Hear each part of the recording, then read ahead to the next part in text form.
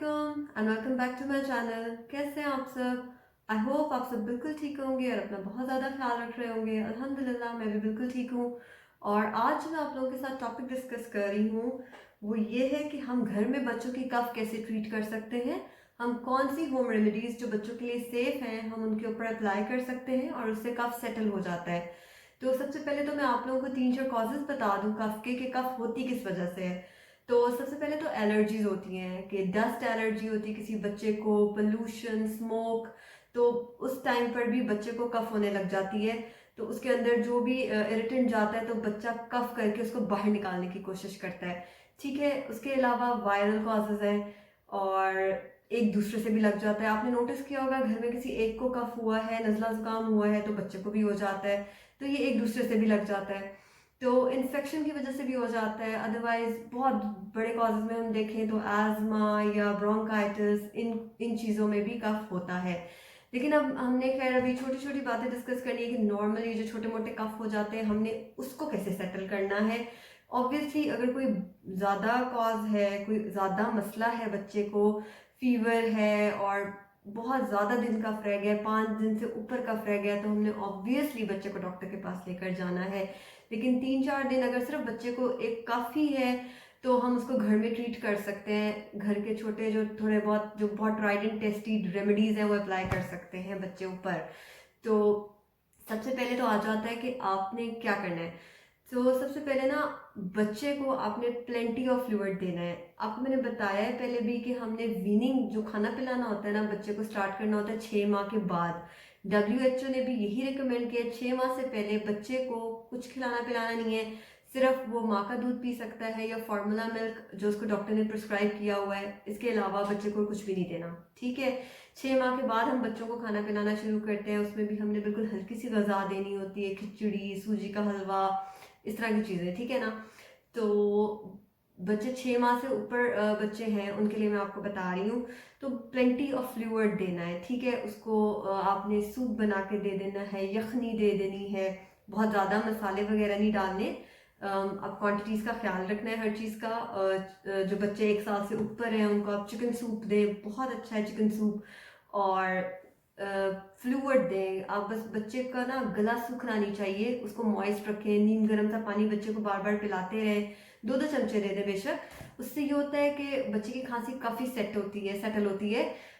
उसका गला मॉइस्ट रहता है, तो उसकी वजह से वो कम खांसता है बच्चा। ठीक है, हमने फ्लूइड ज़्यादा से ज़्यादा देना है। बच्चे को दूध पिलाएं, माँ का दूध पी रहा है तो बेस्ट है।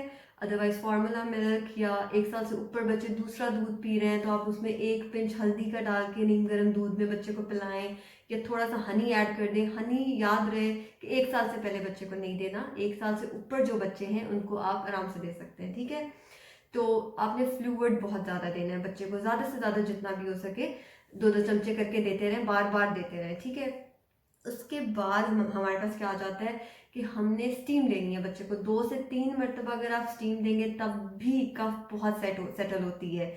तो स्टीम आप को बेहतर पता होगा, स्टीमर्स मिलते हैं आराम से बाज़ार से। तो आप किसी भी मेडिकल स्टोर से स्टीमर ले लें, वो ज़्यादा सही रहता है कि आप अपने रूम में थोड़ी देर के लिए चला लें। रूम पूरा थोड़ा सा मॉइस्ट हो जाता है, स्टीम आ जाती है रूम में, तो उससे भी बच्चे के जो गले में इरिटेशन होती है ना वो कम हो जाती है। बच्चे का गला मॉइस्ट रहता है, थोड़ा सा एक मॉइस्चर होता है उसके गले में, उसे बार बार कफ नहीं होता। तो स्टीम से बहुत फ़र्क पड़ता है। 2 से 3 मरतबा आप दें। अगर आपसे कुछ भी नहीं हो रहा तो आप वॉशरूम में जाके पानी ऑन कर दें, उस पानी को स्टोर कर लें किसी भी बाल्टी वगैरह में, तो बहुत इजी रहता है। तो 2-3 मिनट भी आप गर्म पानी ऑन करेंगे तो अच्छी खासी स्टीम हो जाती है वॉशरूम में। तो बच्चे को 10-15 मिनट लेके आप उधर बैठ जाएं, तो स्टीम देने से बहुत फ़र्क पड़ता है कफ में बच्चे की। उसके बाद जो बहुत मैंने खुद अपने बच्चों के लिए भी ट्राई किया है और ये बहुत सेफ भी है, 1 साल से ऊपर के बच्चों के लिए बता रही हूँ मैं आपको, कि लूक वार्म वाटर, नीम गर्म पानी, या उसमें ज़्यादा बेस्ट है। आपने 1 टीस्पून हनी डाल दें और बच्चे को 1 से 2 मरतबा दिन में पिलाएं, उससे भी बहुत फ़र्क पड़ता है।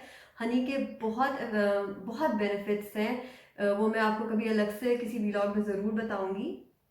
तो honey with lukewarm water, नीम गर्म पानी में मिला के आप बच्चों को दें थोड़ा थोड़ा करके देते रहें बेशक दिन में, तो उससे भी कफ में बहुत फ़र्क पड़ता है। हनी की अपनी बहुत प्रॉपर्टीज़ हैं। मैं तो थोड़ा सा काली मिर्च भी स्प्रिंकल करके अपने बच्चों को दे देती हूँ, बहुत थोड़ी सी क्वांटिटी में, आधे चम्मच हनी में मिला के, उससे भी कफ में बहुत फ़र्क पड़ता है। तो उसके अलावा जो मैं करती हूँ और जिस असल में इससे बहुत फ़र्क पड़ता है, आपने मस्टर्ड ऑयल जो सरसों का तेल होता है उससे थोड़ा सा नीम गर्म कर लें, और उसकी यहाँ पर टॉन्सिल्स होते हैं, आपने मसाज करनी है यहाँ पर बच्चे के गले पे, ठीक है। 3 से 4 मिनट कर लें और दिन में 1 से 2 दफ़ा करें। ज़्यादा दफ़ा बच्चा अगर इजीली करवा सकता है तो 2 से 3 मरतबा कर लें, इससे ज़्यादा भी नहीं। तो यहाँ पर नीम गर्म सरसों के तेल से आपने मालिश करनी है।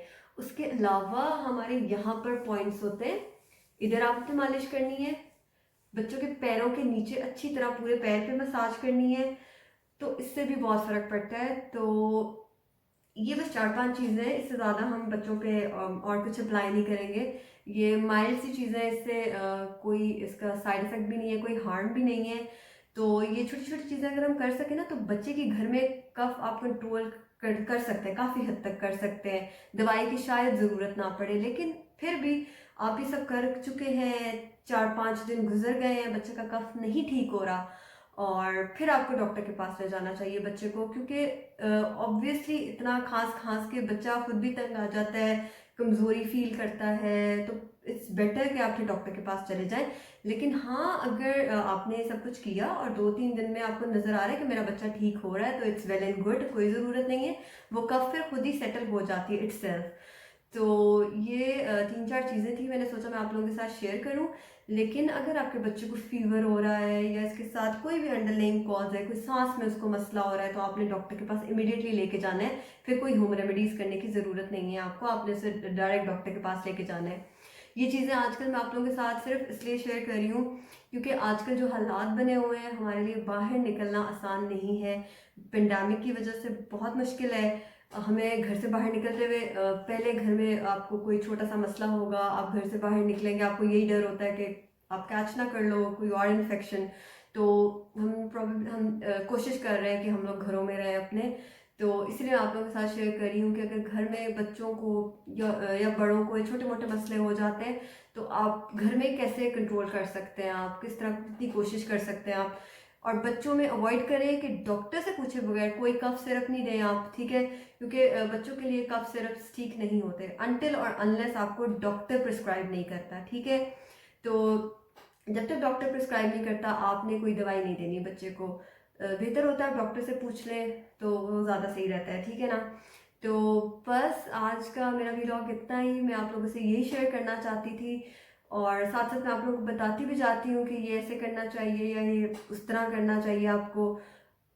तो बस आज मैं अपना व्लॉग अपना इधर ही ख़त्म करती हूँ, और इंशाल्लाह ताला नेक्स्ट व्लॉग के साथ आप लोगों से जल्दी मिलूँगी। और अगर आप लोग चाहते हैं कि मैं कोई और टॉपिक आप लोगों से डिस्कस करूँ, तो मुझे ज़रूर बताएं, मैं वो अच्छे से प्रिपेयर करके जितना नॉलेज मेरे पास होगा या जो मैं सर्च कर सकती हूँ आप लोगों के साथ ज़रूर शेयर करूँगी।